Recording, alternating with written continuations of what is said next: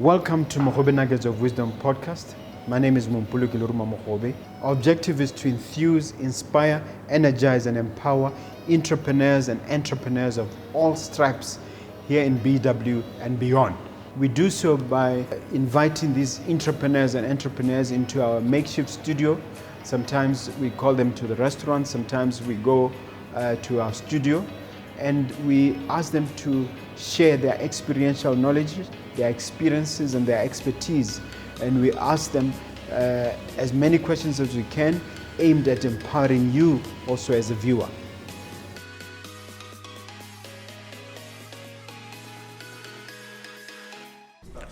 Hello, my dear viewer and listener. Mompoloki Lerumo Mogobe. As always, I bring you another episode of Mogobe Nuggets of Wisdom podcast. Always power-packed, enlightening, life-changing information. And please, if you haven't done so already, hit that subscribe button. We need all the support we can get. And we're getting closer and closer to 10,000, guys. So help us get there. And the idea is obviously to get to 100,000. But, you have to start somewhere. I have a great guest, a wonderful guest. And I'll let him introduce himself. Just a clue, we're going to talk about the rise of the affluent. So we're going to talk about Zaga from a slightly different perspective than you expect. So listen to this one to the end, guys. You're going to love it. Welcome to the studio, Mr. Emmanuel Allotei. Thank you so much. Thank you so much. It's such a pleasure to be in the midst of greatness. I must acknowledge what you're doing in Botswana, your impact. We don't take it lightly. You look at, well, no offense to your age, nobody's saying you're old, but when you look around, those who have gone before in terms of entrepreneurship and business and the journey, not many of them are giving back. And we must appreciate, I personally appreciate what you're doing, even through your podcast, giving us the opportunity, sharing your nuggets of wisdom.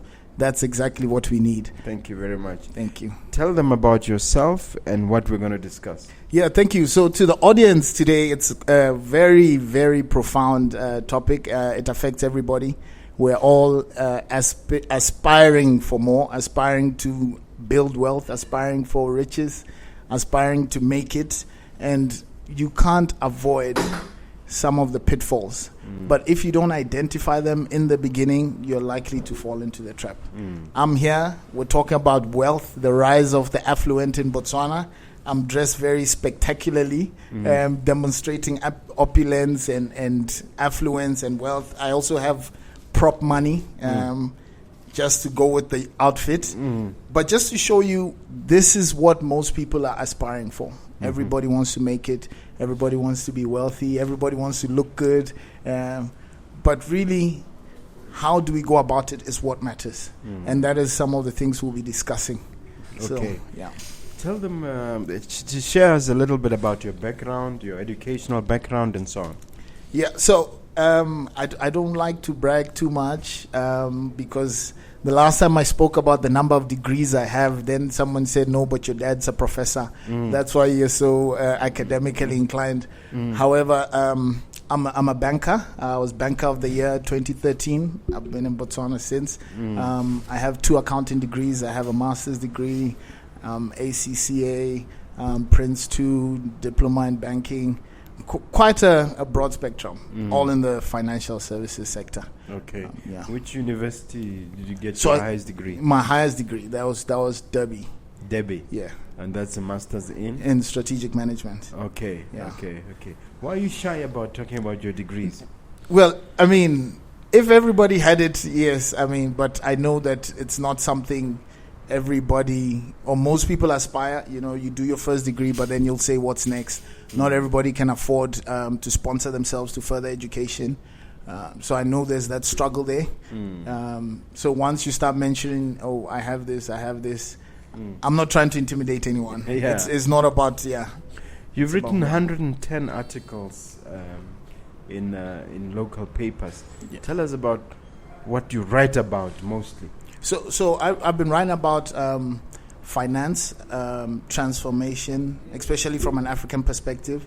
I did that actually during the pandemic.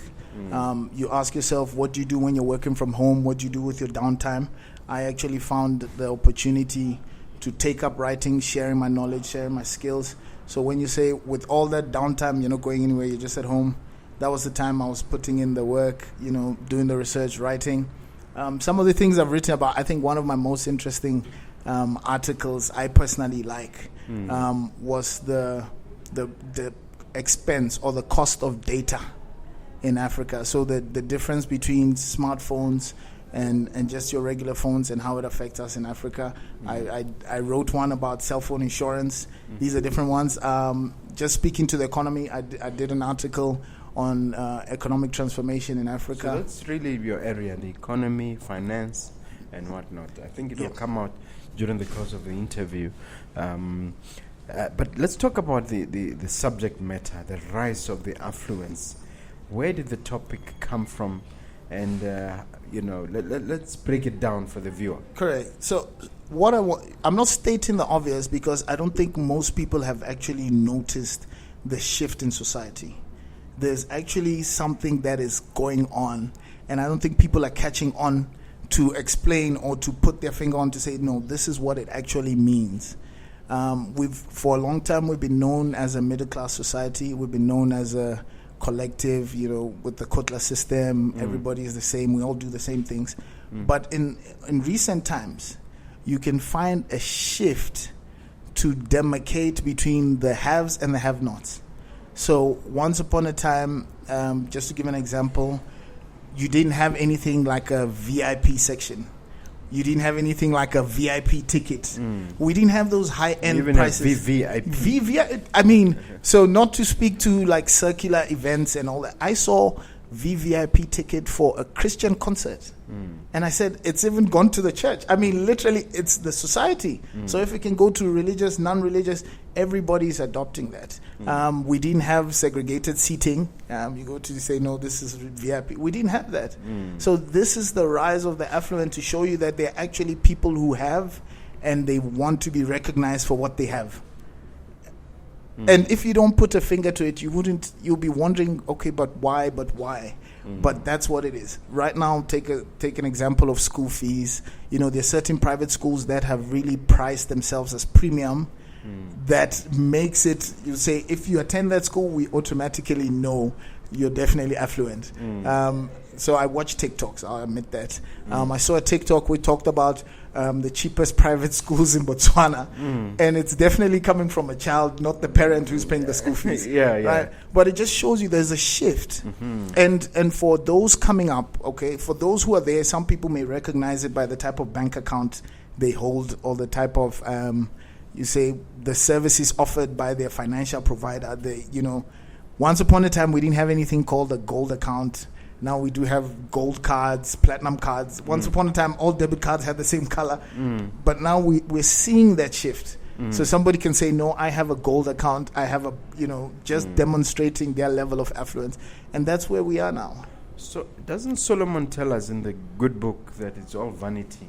That all this wealth, displays of wealth is just what you call, what they call spontaneous, conspicuous consumption. It's vanity. What do you say about that? So what I would say, I'm just speaking what we're discussing behind the scenes. I'm here, I'm dressed flashy, I'm holding money. Sitting next to you, who viewers don't know, you're actually authorizing a payment of so much more. But you'll say it's not about the dress code. Those who really have money don't display it. And that is how you see the vanity in some of these things, right? Because there are those who are aspiring. Human beings are aspiring for more, but they fall into the trap of excessive indebtedness and going beyond their means just to try and look the part. Yeah, one of the things you've observed has to do with civil servant salaries. What's your analysis there? So, not to step on anybody's toes, but for me, that is one of the biggest shifts in the economy. Because what most people don't realize is, ideally, we were all following the same cycle. You look at the shops, they always put their month-end specials. Now, with the staggered salary pay cycle, people are getting paid first week of the month. Mind you, the shop has finished the special and they're not going to do another special middle of the month. So you find that they actually face higher cost of living because now if they say I'm going to buy my groceries or do my shopping now, they're paying premium and they don't even realize it. For me, that also shows the extent to which... So salaries are paid when now? They paid every other week. Yeah, for civil servants. So and that messes them up in terms of specials. You can imagine. So that's just the basic. So you talk about inflation, you talk about the rise in cost of goods. So I'll tell you, for example, oil. Cooking oil is one of those commodities that really shot up in price. At the end of the month, cooking oil goes down by like 20 pula. Middle of the month is back up to premium, and you get paid middle of the month when all the prices are premium. Who would have thought of that? But that's an effect people are facing, but they're not able to put their hand on it to say, but I'm being impacted because of this. And then you'll say, okay, should I delay my spending to the end of the month like everybody else? Some people can't wait. Okay. Yeah. Just go back a little bit to your background. What is it about your history that triggered your interest in these matters? Issues of finance, issues of capital management, issues of what really is the spark? You know, when I look at, let me start like this. I think I was 10 years old or 11 years old when we launched Vision 2016. And what I find so interesting is I've been able to live through and grow up to a point where the vision is actually being extended to 2036. And I can look back and say, but when this was made initially, you would have thought it's so far out, achieving prosperity. You'll think it's something that, so you'll be, okay, we want to get there. 2016 we're here. Okay, where's the prosperity again? And then, the more you grow and your eyes open, then you're realizing, okay, but something's not adding up. How do I actually become prosperous? How do I prosper? Then we have 2036, achieving prosperity for all. And then you really look at it and say, but how would we get there? It's one thing to aspire, it's one thing to have a vision, but do we have the tools on the ground, the infrastructure, the systems in place? Do we have things running the way they should to actually enable or give everybody an opportunity to achieve that prosperity? So what is it about 2016 and the vision that came to you? How did that? That's related to yourself. I think I'm ambitious. I like to think I'm ambitious. Whilst we were in university, I started in UB, my first degree. In 2006, I think we started our first company. Myself and a colleague. We wanted to go into IT because IT was the big thing then. And we thought we would make it, right? Looking at the internet boom. So we wanted to go there. We said, look, we want to achieve this prosperity. We want to be rich. But you find along the way, things fall off. And then you go back to, okay, let's go find a job, get into employment. Let's do the 9 to 5. But that spark was always there to say there is more. I mean, globalization has opened our eyes to affluent wealth, how other people are making it in society. We've taken the consumerism part. We've taken the spending part, the luxury cars, the expensive brand names. We've taken that part. What we haven't taken is how they actually make their wealth.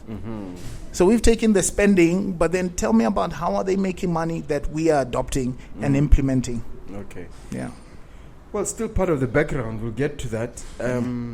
You've analyzed numbers from Statistics Botswana, where you say the average salary is 10,000. Yeah.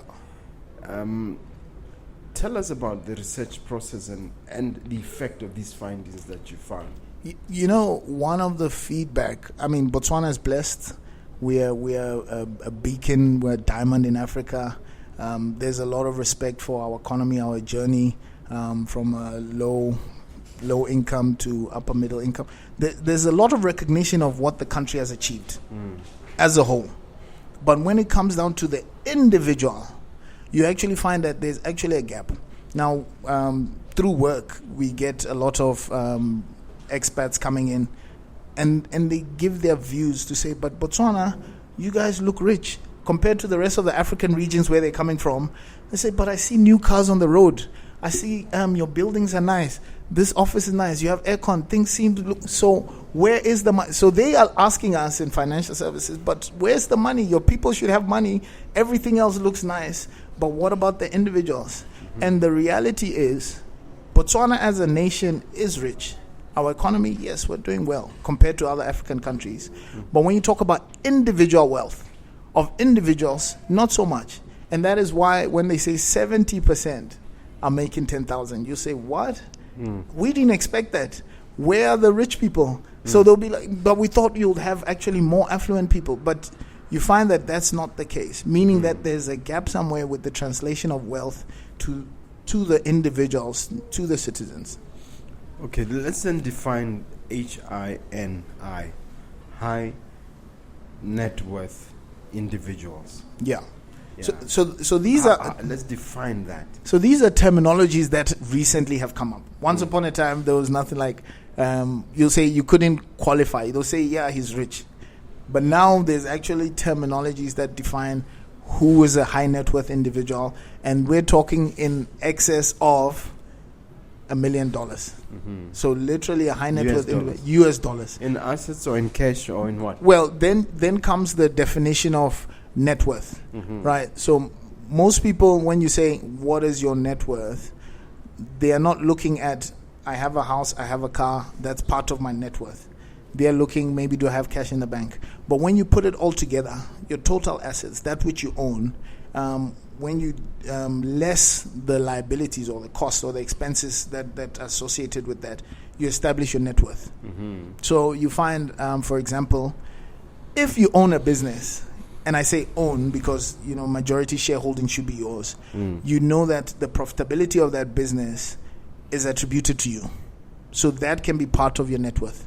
For most people, because we don't necessarily go into incorporation, we don't go into business, we don't go into entrepreneurship, we're only saying, I only have my salary, or I have my farm, or I have my house, or I have a car. But there's so much more that can be done to grow your wealth. There's so much more that is attributed to net worth. So in Botswana, what is the current status? I mean, how many HNIs are there? So high net worth individuals. According to statistics, we have 2,100. 2,100, 10 million pula and above net worth type individuals. Yeah, dollar millionaires. We have 2,100. Only. Is that a big number? Why are you saying only? Well, so you put it in context, right? Yeah. We are not necessarily the biggest nation in terms of population, and you talk about the population of children and the youth. We can't expect them to be affluent, right? So it is that niche of those, I would like to say your generation above, who have been able to break through. In terms of young millionaires, not so much. But your generation, definitely, there's a lot of you around. Yeah. 2,100. 2,100. And this is from Statistics Botswana? This is from Africa Wealth Report. Oh, okay. So they look at all the African nations and then they put together this report. But it's easy to see. So take, for example, you own a luxury SUV. That car is easily 1 point something million. You add a house in Pakalani, that's another million. So you're already on 2 million. So those are assets that once you total it together, and less your liabilities or your expenses, becomes your net worth. Okay.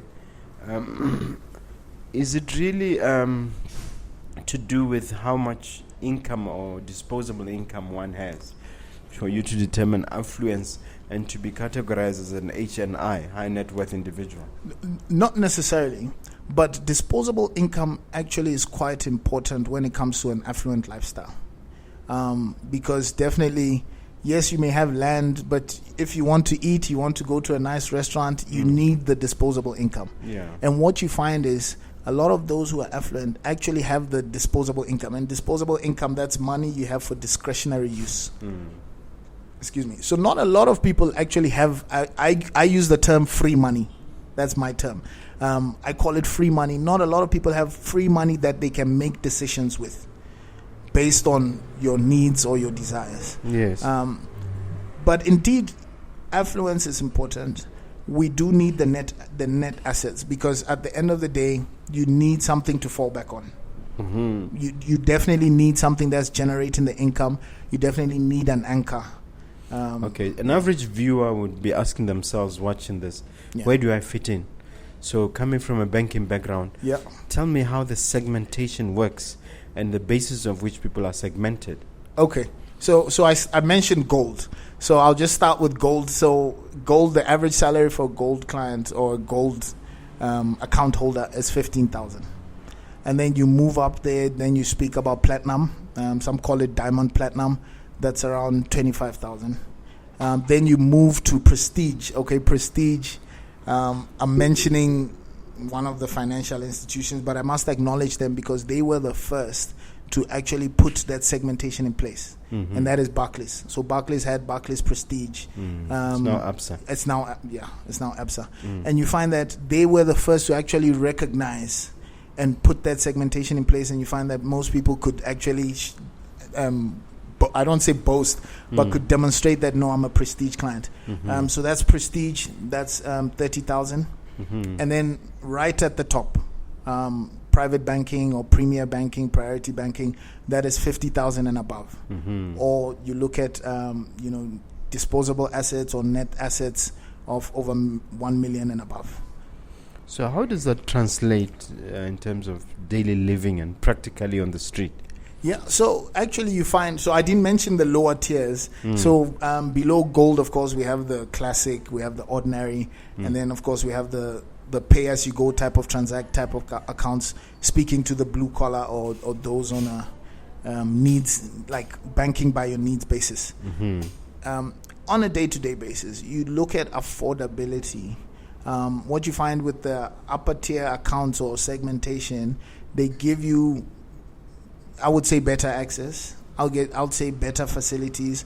I'll say they are more flexible in terms of facilities they can offer, and even in terms of what support you can get from a financial institution. You find that the higher you are on the hierarchy or in the ladder, the more you are able to access those funds. They have private and they have prestige. What's the difference? So prestige is the lower tier. So what had happened, speaking to ABSA, okay, I'm just commenting. So ABSA had prestige, but then they realized actually amongst the prestige, there are those who are actually... What's the definition of prestige? So prestige is talking about those who have an income, average salary of around 30,000.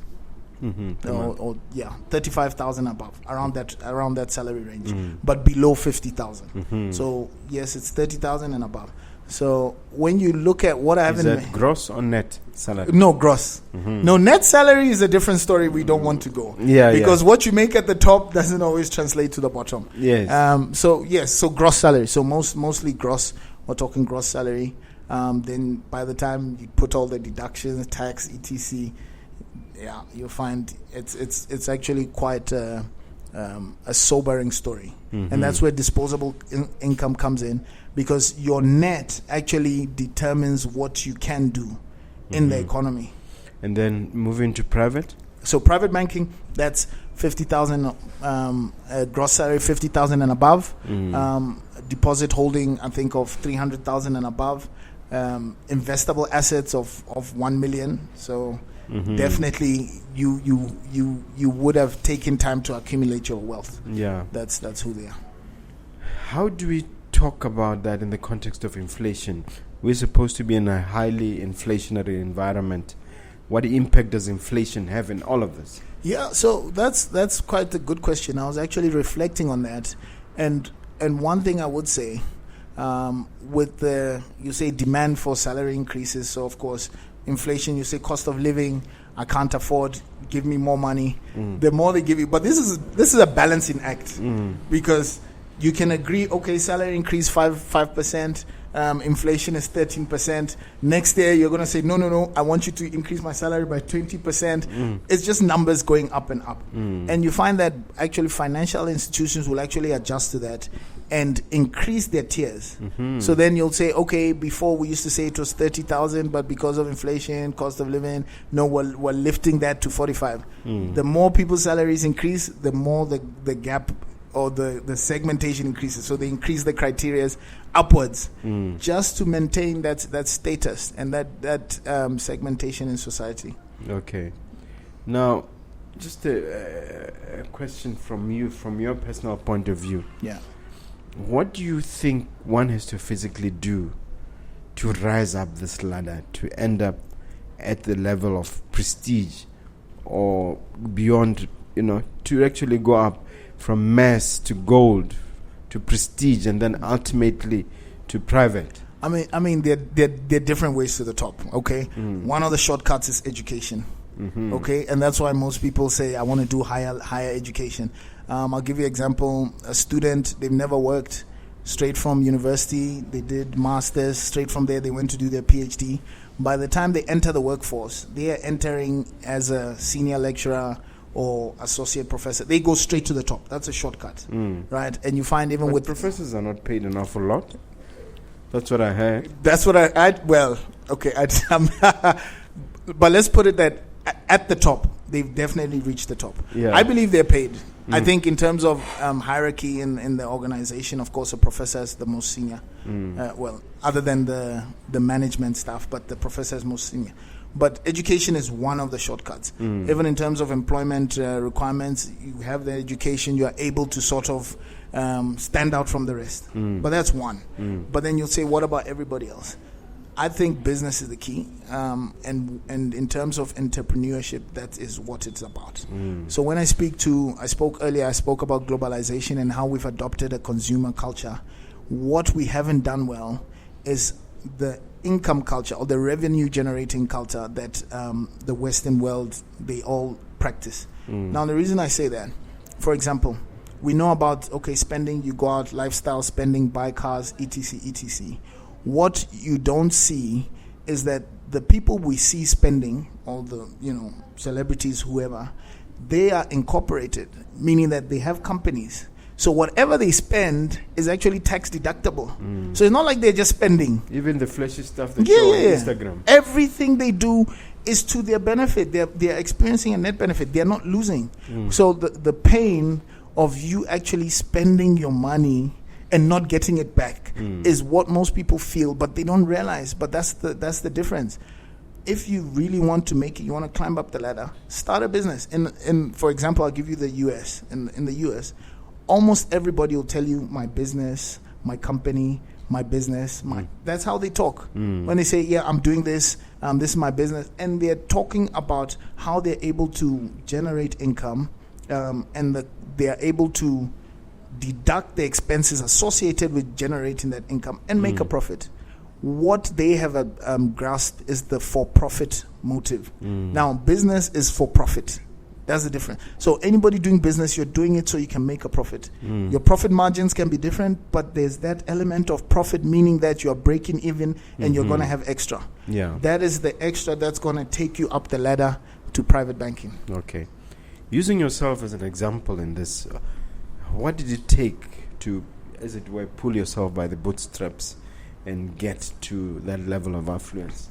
Yeah, so, I mean, it's not everybody's journey, okay? Some people's journeys are different. I think in my case, I've realized that during our time coming up in career or in employment, a lot of people were using the job hopping as a way to double your salary, triple your salary. So you're going left, right, left, right, left, right. Yeah, like in the banking industry, people seem to be just circulating among banks. So I don't know why they have that reputation, but it's true. A lot of people do that.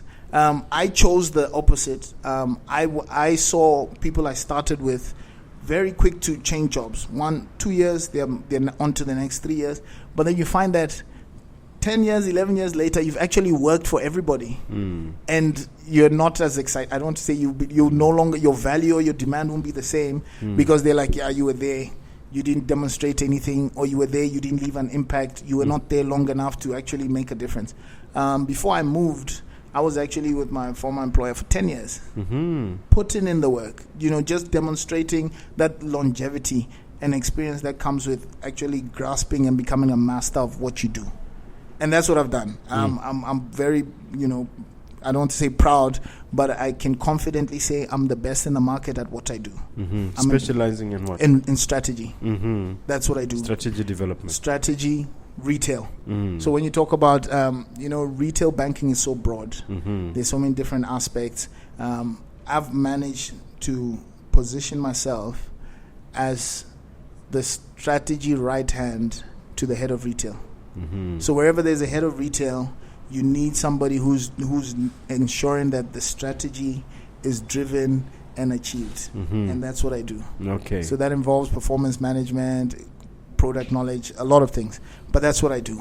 But it took me the time. So I think you embrace the notion that a rolling stone gathers no moss. So you preferred not to be a rolling stone, to stay with one job for it to be impactful, for long enough to be impactful. Master your craft. And for me, what I'll tell the young people and those upcoming, I think the biggest challenge they face is distraction. It's so easy they call it multitasking. It's so easy to do so many things at one time. But guess what? At the end of the day, all the people we know right now who are celebrities, who are famous, they're known for one thing. When you mention the name, you mention one thing about them. Tiger Woods, golf. Michael Jordan, basketball. Not that they don't have different interests or different businesses, but there's always one thing that they've mastered. And this upcoming generation, they haven't mastered anything. Today they're doing this business because they saw it on Facebook. The next day they're doing this one, they're doing this. They keep changing. The distractions are so much. Yes, the exposure is there, so they're looking for a quick buck, but they haven't actually mastered the trade, and that's why they keep falling off. So they start something, along the line they've fallen off, which is quite disappointing. Okay. Yeah. Do you see any youngsters, since you interact with youngsters in the course of your work, who are on the right track, who are mastering the art of climbing, I don't want to say the corporate ladder, but the affluence ladder? Yes, actually there's quite a number. I don't want to mention names, but there's quite a number, both self-employed as well as those in formal employment. So a person who I don't mind saying his name, he's the one behind the Be Safe app. He's a young gentleman. He has the skills when you talk about app technology development and all that. He's top of his game. Top of his game. He's the youngest board member at Stanbic. Okay, I shouldn't be saying that. Yeah. But these are some of his accolades. He's won numerous accolades just to demonstrate his potential, and he's doing it, and he's proving it. He should come on the Nuggets. Yeah, he definitely should. Please, Mtabisi. I think that's it. Mtabisi. Yeah. Bukiti, that's his name. Please, definitely come on. He's definitely demonstrated excellence in what he does. He runs a company called Digital Natives, and they do it. He's behind the app. And you can see the passion. He's learned what he needs to do, and he's doing it. In terms of formal, I must say the guests you have on the show, all of them are making it. I mean, shout out to, I know her surname. I think her surname is Muketi. I think she's a property entrepreneur. Yes. I saw, I've got so many. I've got so many in. Yeah. So I keep seeing them on the show, and I must admire that is definitely who the future, or that's who the country needs, and they're definitely on the right track and getting mentorship from you also. It's helping them along the way. Yeah. So if you were to summarize the kind of habits that one needs to adopt to become affluent, to rise, as it were, we're talking about the rise of the affluent. What would be those habits, those key habits? So the first behaviors. So the first one. I would call it consciousness. Okay, I would call it consciousness. You must be aware. You must know. In this information age, we have the internet. We have a lot of information out there, but a lot of people are ignorant. So they don't even know what's happening. They don't know the opportunities. They don't know the adverts. They don't know the promotions. They don't know the deals going on. There's a lack of consciousness, being in the moment and knowing what's happening at all times. That's the first thing. So you know that, okay, I want to pursue this opportunity. This is what it's going to give me. You must be conscious, and when you make a decision, knowing very well what the benefits are, what the returns are, and make a conscious decision. That's number one. Number yes. one. The second one, discipline. You can't be disciplined. Discipline, I think everybody will tell you, you have to sacrifice, you have to control yourself, you have to limit yourself. You can't always, like let loose as much as you want. There's always that discipline. When people are out, you have to put in the work. When people are, playing, that I need to finish what I need to do. And that discipline will take you far. That's exactly the habits. It's the daily habits. You talk about the discipline. If you're into writing, you write every day. That discipline. Yeah. So that's the second one. And then the third one, I think most important, that I think a lot of people ignore, is being genuine. I don't know how authentic? Authentic. And in the sense that authenticity. Yeah. Authenticity. In terms of your conviction, don't pretend. Don't try and be too politically correct. Don't hide behind the scenes. Be authentic. Let people know your point of view. And that's why we're all different. Take your stand, and people will respect you for your stand. You find a lot of people get caught up with, oh, you're not supposed to say this, But that's why nobody stands out. But when you walk in a room and somebody's authentic, they know that's who he is. And they'll respect you for that. Okay. Thank you for that. Thank you. The way I understand the crux of your submission so far is that there's a dissonance between affluent lifestyle and the income distribution in Botswana. What do you mean? Where is the dissonance? Yeah, so when you look at, I spoke about the Statistics Botswana report. Yeah. Right now, according to Statistics Botswana, only 8,000 people earn a salary above 30,000. Only 8,000. Okay, from that, so then you'll say from that 8,000, okay, who are the 2,100 high net worth? But you find that a lot of people, 70% make 10,000. Only 8,000 make 30,000 and above. But when you go around, be it nightlife, be it shopping, dining, even in terms of spending, you wonder, but who are these people? Where do they get the money? Well, I wonder that. Yeah. Okay, not to judge people, but I do wonder. I look at myself and I say, some of these things, I don't believe I can afford it. I can pay for it, but I wouldn't say I can afford it. I can't keep it. There's a difference between, you can pay, but can you keep it? And when you're sacrificing, what happens next? So there's that big gap. You find there are people who spend, they go out, they can spend money. Once upon a time, we didn't have... In restaurants. In restaurants. We didn't have those things once upon a time. You would never see a bill of 3,000 pula, a bill, 4,000 pula, a table, 5, I'm like, okay, somebody definitely has money. But it's not unusual to see those at Black or at... oh, for real? Okay. Ayoba. Yeah, so, but you wonder... I wonder, is this employment income? Is this from their salary that they work 30 days to earn and they can spend it in 6 hours? Really? How are they affording these lifestyle? How are they able to spend that money? You look at colognes, I'll give an example. They're now 5,000 pula colognes that once were never there. But people have them. People say, I have a collection, and they're showing you different. Like, wow. So why is that with the dissonance? Where is it coming from? Human beings are somewhat irrational when it comes to money and spending. It's irrational. It's not logical. It doesn't make sense. It doesn't make sense. You hear numerous stories of people took their salaries, the rent money, they've gone and spent it on the weekend. What about your rent? Who's going to pay? Nobody's thinking about it. So irrational. And you find that people borrow. They do so many things just for the moment or just for that luxury experience. And they spend it. And what happens the following day? What happens the following half week? There comes the borrowing. There comes the indebtedness. What I would say is, if you've made a profit, okay, from your business, okay, you've had a windfall, you've gotten your bonus, you've gotten your 13 check, you've had extra income, and you want to use it on that, go ahead. But if you're taking it out of your daily expenses or you're taking it out of your current budget, which you know that is not going to be replaced by any other income, then there's a disconnect. You're doing something that shouldn't be done, and you're going to feel the pain. And that's why if you're, let's bring on the tenders, bring on the awards, bring on the money, and let's spend it. But for those very well... But haven't you really gone deeper to maybe interview some of these people or the average person who lives this lifestyle to find out how they manage. So I don't want to go into the social aspects of blesser lifestyle and sugar, all those things, right?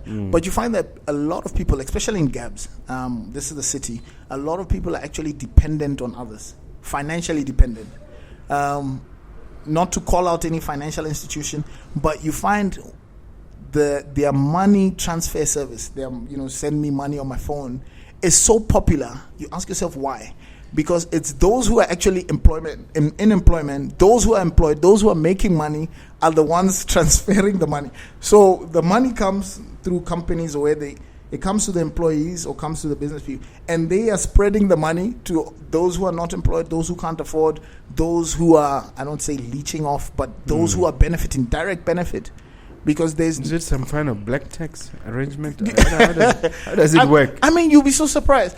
It's so unique that It's unique to Botswana or unique to Africa? I wouldn't say unique to Africa, because you find if your neighbors or your family members are not doing so well, whoever is doing well needs to support. I mean, that one will always be there. There was a point where I said, you would like to be like Europe, where your neighbors are every other country is doing better. So you don't want to be in a point where you are the only one that's doing well, and you're surrounded by low income countries. You're surrounded by countries undergoing poverty, violence, and hardship, because they will definitely come to you for help. They will export that stuff. That's it. So a lot of we face that here. And is it something that can be solved? This dissonance. Because I keep going back to that, because I'm also curious about it. So really, everybody needs to step up. So if you have your own money, if you're making your own money, if you're making enough money, that'll solve it. But as long as you know that you're living beyond your means, you know that this is not something you can afford, you know that you have to be a part of a group to enjoy that experience, you know that there's a gap.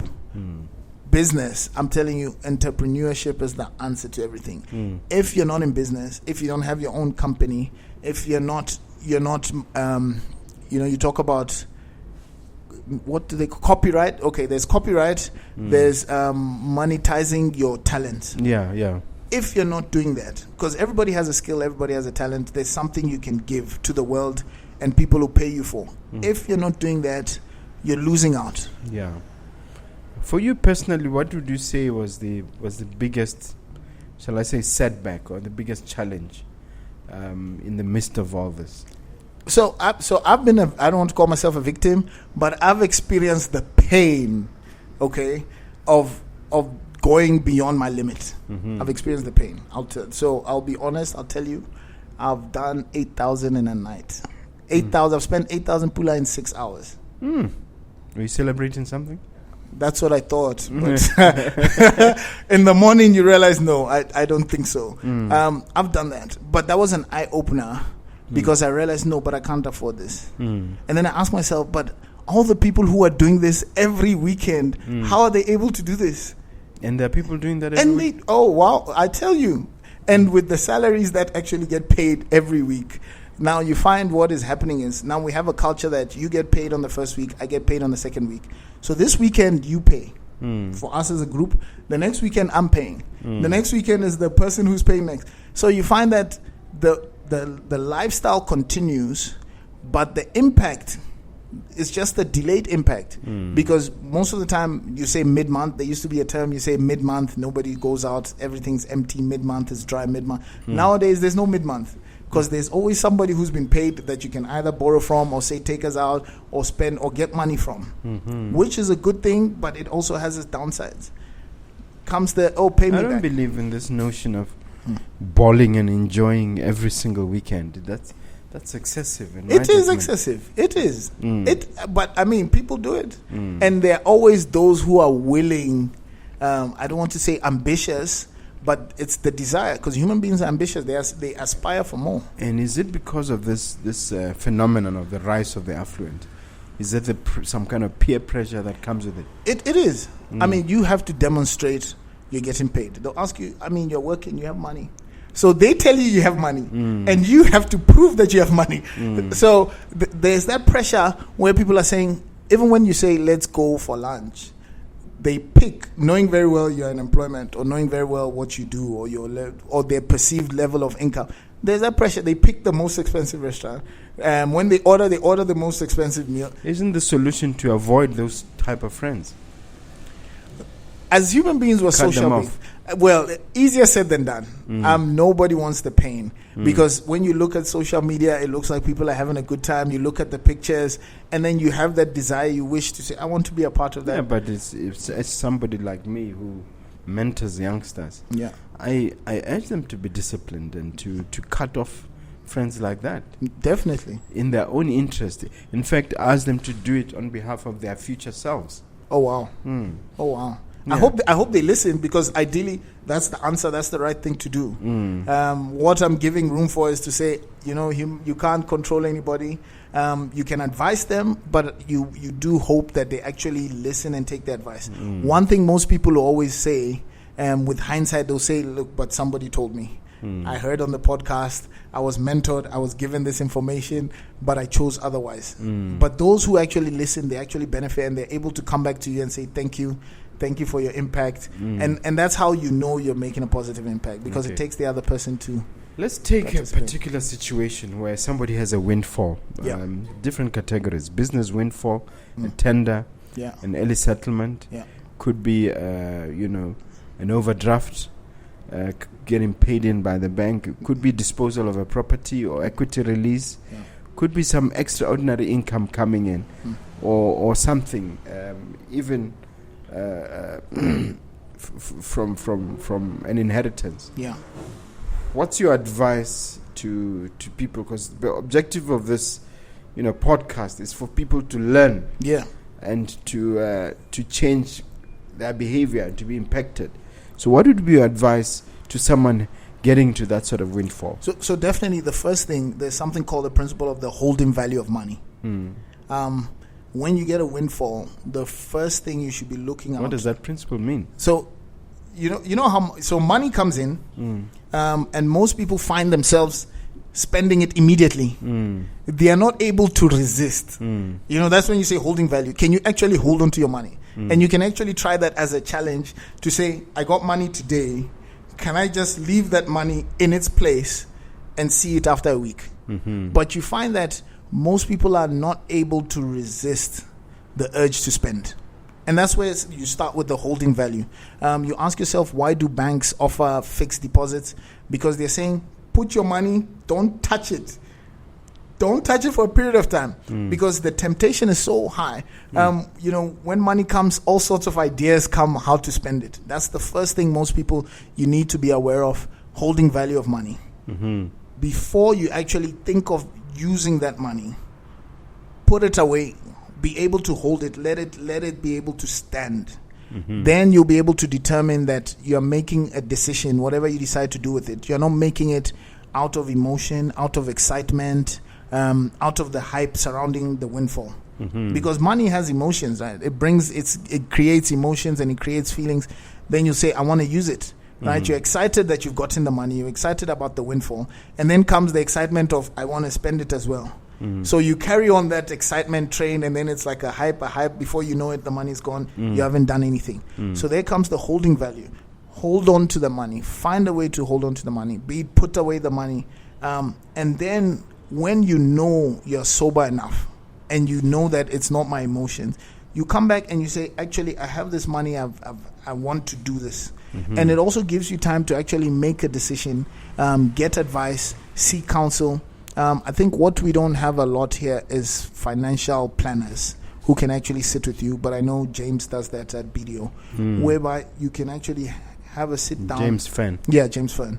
And decide. I've heard him on this show. Yeah, no, So he's someone I actually appreciate what he does. You're able to sit and plan, what are you going to do with this money? One of the benefits people are missing out on is the financial instruments. There's a principle in finance called compounded interest. Compound interest. Yeah. Compound interest. Yeah. That is a miracle. Okay, when you talk about miracle money and how money I believe it was Einstein who calls it the eighth wonder of the world. Yes, I'm telling you. I mean, who says money can't multiply? That's miracle money with compounding interest.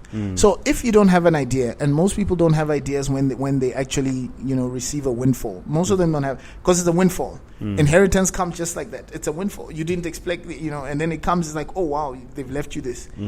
People are so quick to spend. Before you do that, seek advice, get counsel, Google, do something, and then make a decision. If you don't have any plan in terms of which business to invest in, what can I open, can I buy a business, if you don't have any plans, you don't have any ideas, the least you can do, put your money in the bank, put in a fixed deposit, earn interest, let it earn interest. That's the least form of investment, is putting your money in the bank. Those with creative ideas, you can invest, and the money can give you better returns. You can make a profit. Now, is it your experience that it's always a tiny minority that takes this advice, or in other words, is it the nature of the beast? I've heard experts say it's 5-10%, those kind of numbers. Yeah. Or there's more to it than that. No, there's definitely more to it. I mean, on paper, you'll say 5%. On paper, you say 10%. But you actually find there are people who are so disciplined that they can even put away 90%. I'll give an example that's coming back. When I finished high school, I used to work at Mug and Bean, when they were still at Game City. Yeah. I used to make 100 pula a day. I used to save that money. I saved up to 4,000 pula. That was my first, when you talk about lump savings. I saved up to 400 pula. And then guess what I did? I went and bought end ones. End ones were some type of sneakers back in those days. Yes, I bought 2 of them. But I was able to save that money. So it's not impossible. Was that a good purchase? No, it was just it was luxury spending. Yeah. That was not an investment. Worst thing you could have done. Yeah. Worst thing. Had I put that money in the bank or saved that money with compounded interest, a stock or something, 4,000 pula back in 2003. Yeah, nothing wasted. Well, not well. I had the shoe. It looked nice. I walked with it. It got dirty. Then what? Right? But you find that a lot of people, if they don't have that self-motivation or the goal, because you ask yourself, why are you saving? Most of the time they ask you, what's your financial objective? What are you trying to achieve? Most people don't have a clear vision of their objective. There are few people who do, and that's where you see that level of discipline that is outstanding from everybody else. But in terms of numbers, save 10%. Today you save, next month you don't. You say, okay, where's the inconsistency coming from? Well, what I teach my mentees is that minimum 20% is what they should set aside. Yeah. But I was relating to the number of people who really rise up. Correct. It's normally a very small percentage. I want to ask you a little bit about, your personal story. Okay. In terms of what your own strategy is that you want to share with the viewers in terms of how you're going to accomplish this and join and get out of the rat race, so to speak. I must acknowledge some profound words I heard from Pele Moleta. He used to be at ABSA. He used to be an executive at ABSA, Barclays, sorry. Now, I had the opportunity to sit down to have lunch with him and Ben Dower. Ben Dower used to be a CEO at Air Botswana. We had a conversation at the same time at Grand Palm. This was a defining moment for me, and I've not been able to forget those words. What he pointed out, he said, especially with careers, when you get a salary increase, the first things people do, you either buy a new car or you increase your indebtedness, something like that. And the benefit or the salary increase literally is swallowed up by your new purchase. And then all of a sudden it's like, you haven't moved up in life. You don't experience the uplift you actually got. And that was a big takeaway. I tell you, every time I've been tempted, climbing up the ranks, of course, when I think of my salary increases, of course, as it keeps going up, the temptation, I want to buy a car. Then I was like, no. I always remember his words. It's like it haunts me. And then I'm like, no, because I don't want to finish the money or spend that money immediately on something that would swallow up that increment, and then it's like I'm back to square one. I don't have disposable income. My disposable income goes immediately because I've made a purchase or I've tied it up with an expense or another.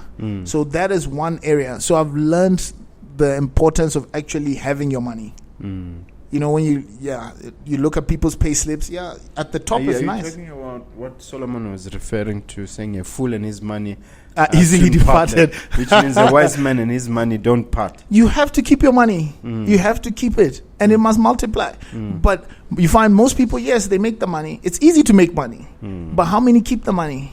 That's why you find there are a lot of people who, once upon a time they were rich. Where are they now? They didn't keep it. And you find it's the little things. You spend here, you spend here. You take on more. You buy a new house. You increase your indebtedness. And your disposable income, your net worth keeps going down.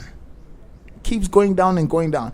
I mean, I'll tell you a personal story. I was so tempted, okay? And I'm putting it out there. During my birthday, 2019, September, I was so tempted to buy a Range Rover Sport. Okay? Been there.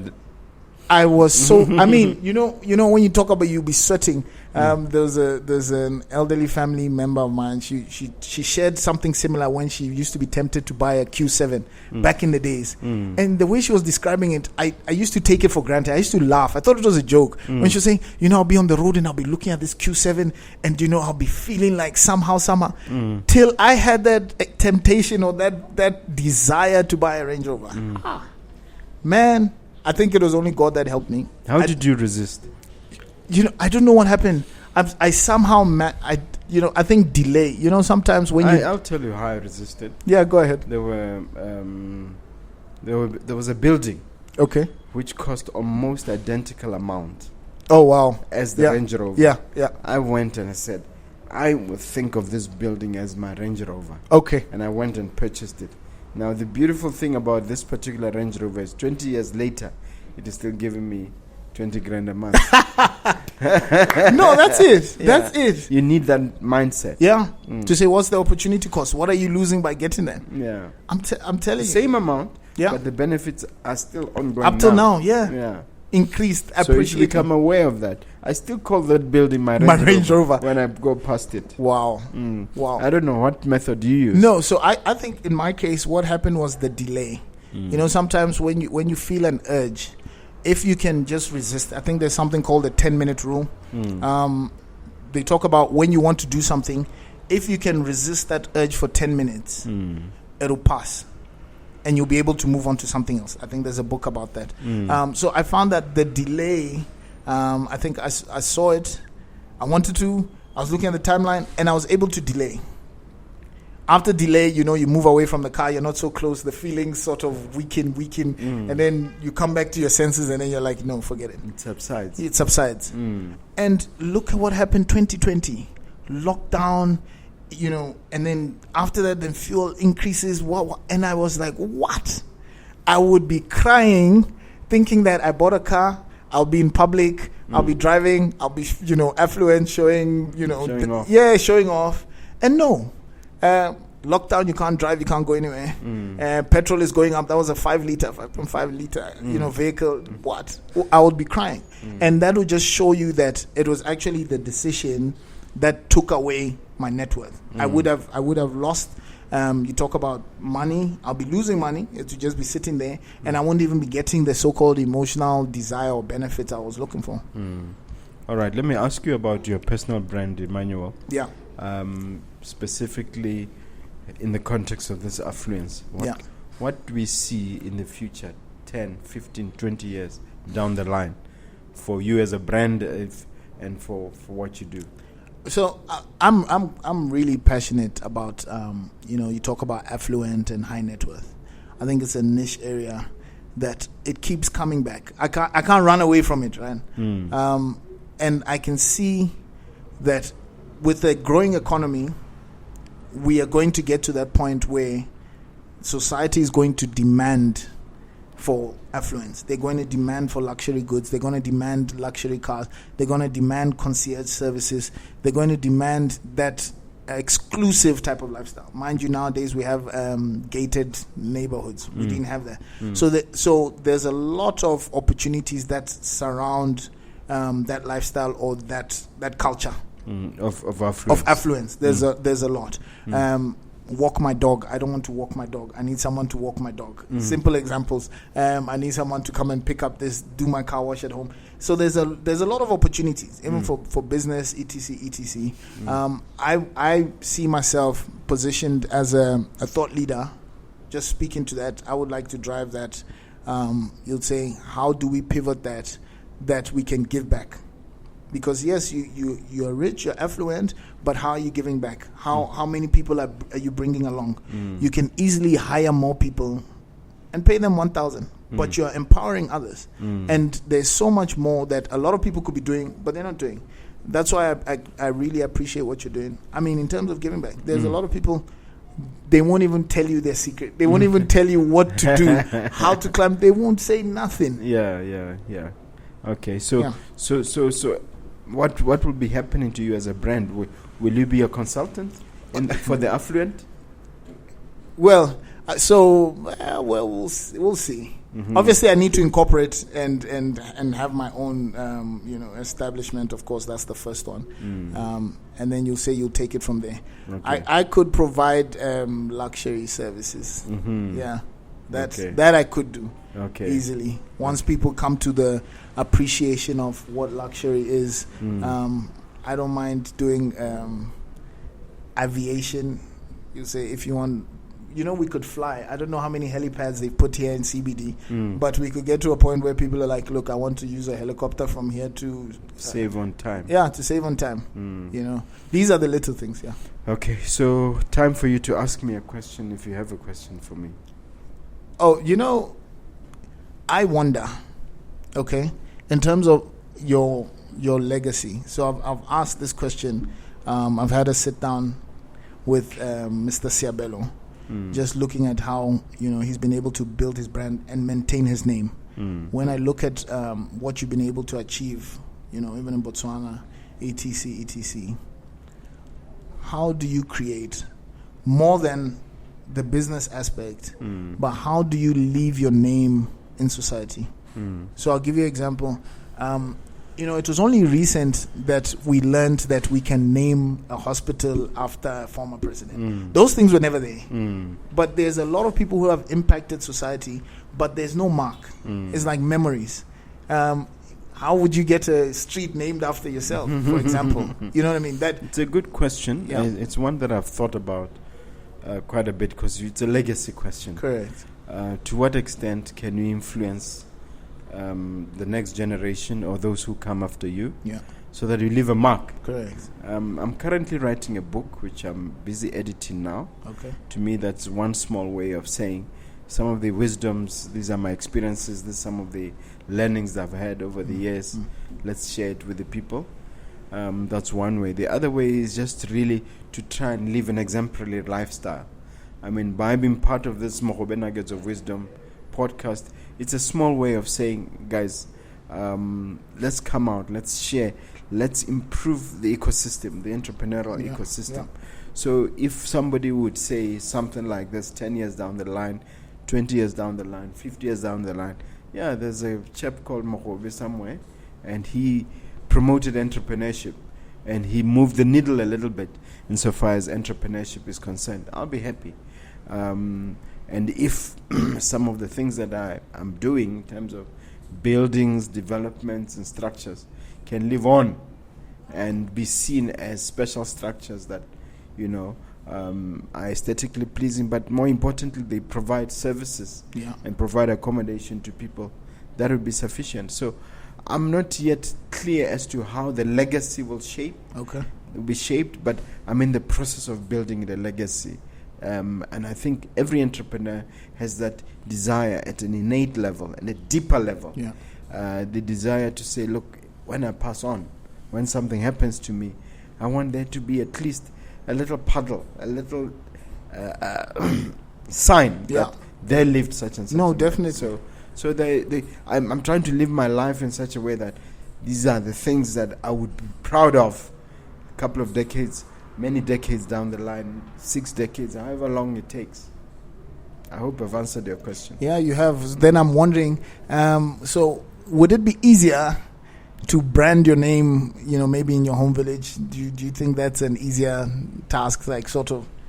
Well, given that I'm a headman in my kotla, I'm doing a bit of that. Oh, wow. Okay. No, you're already on your way. All right. Yeah. All right, okay, I didn't know that. Okay. All right. Thank you so much. No, thank you. As we conclude our conversation, you look at that camera and share a few parting thoughts of an encouraging and motivational nature for the viewer. Oh, wow. Where to start? But thank you to all the listeners. I just want to say, in these times we're facing, I know we've just come out of COVID, but it's important to stand firm.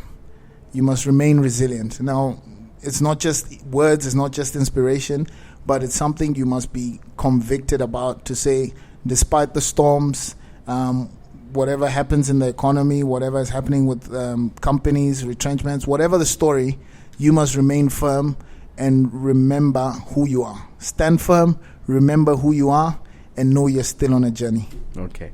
I almost forgot to ask you why you say you like my stance, no crypto, no forex, because I've had incidents where people use my image, my name, to defraud others. So I've put it in my social media pages, but you're just mentioning you like that. No, I must commend you for that. And for someone in financial services, you can recognize a scam. We recognize scams where we are literally the first to be alerted to scams. When I saw that, you find there are young people who are easily swayed or persuaded or lured by the seemingly fast money or quick money you can make from crypto, from FX, and they tell you it's booming. But I'll tell you, it's just a sophisticated Ponzi scheme. That's what crypto is. So you're saying, you're advising the viewers to stay away from that. Stay away. That's my personal view. When you go on Google right now, if you Google how to set up a crypto website or an FX website, $100. You can set up your own and put a nice name on it. Okay, they'll give you the template, and you start selling it to people and say, invest your money, put your money, I'll give you back money. And it's all a scam. Literally. And it's course, so sad. FTX, less than about a month ago, wiped out Correct. 50 billion or something, some crazy number, 50 billion. I'll tell overnight. It was a crypto. It's so sad. I'll tell you, I was approached once. Someone said, look, can we come up with the biggest Ponzi scheme to get people's money? I mean, I was approached, so you realize people actually sit and say, how can we get people's money? How can we lure them to say, put in money, they think they'll get it back, but they never do. They never. And I appreciate your stance. So when I see that, when you put an X, no crypto, X, really, that's it. Yeah. And nothing beats experience. Yeah. I mean, looking at your wealth of experience and knowledge and what you've been through, let's listen to our elders. Thank you very much. All right. Now, leave the viewer with all your contact details, including on social media, as we part. Oh, wow. So I'm only on LinkedIn at the moment. Okay. My name is Emmanuel Allotei Allotey. What about WhatsApp? No, I'm not giving. You're not giving that. No, so I recently deleted WhatsApp. Yeah. I'm trying to narrow down my social circle. Yeah. Okay. Yeah. All right. Thank you very much. Thank you so much. No, thank for you so coming, much. for Thank sharing. you. I'm honored. Thank you so much. Okay. All right. Thank you. Thank you, sir. Mm. Thank you.